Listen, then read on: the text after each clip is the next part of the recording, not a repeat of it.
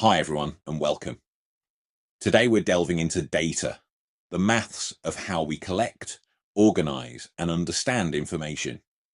It's a key skill, not just for your GCSE, but for making sense of the world. We start with step 1, populations and samples. Imagine your school wants to know students' favourite lunch.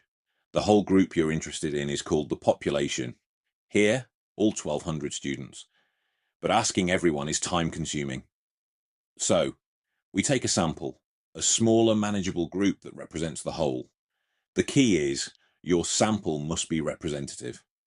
This leads to step 2, stratified sampling. What if our population isn't uniform?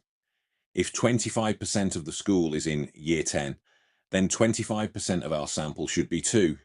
This is a stratified sample.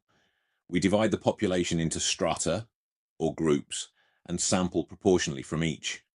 Let's work it out. For year 10, 300 students out of 1,200 is 300 over 1,200, or 1/4. So, 1/4 of our 60-person sample is 15 students. We calculate this for each group to build a fair sample.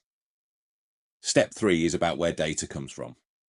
Primary and secondary data. Primary data is information you collect yourself, like doing your own survey. It's fresh and fits your purpose, but takes effort. Secondary data is collected by someone else, like government stats or a published study. It's quick to get, but you must check it's reliable and suitable for your question.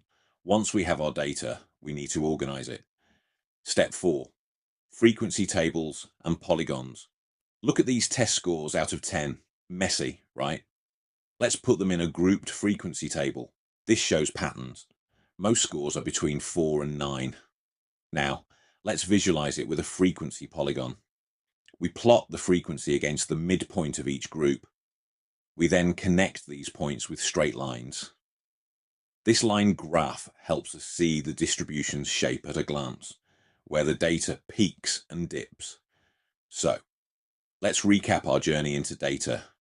We defined our population, took a fair stratified sample, understood our data source, and finally organized and graphed our results.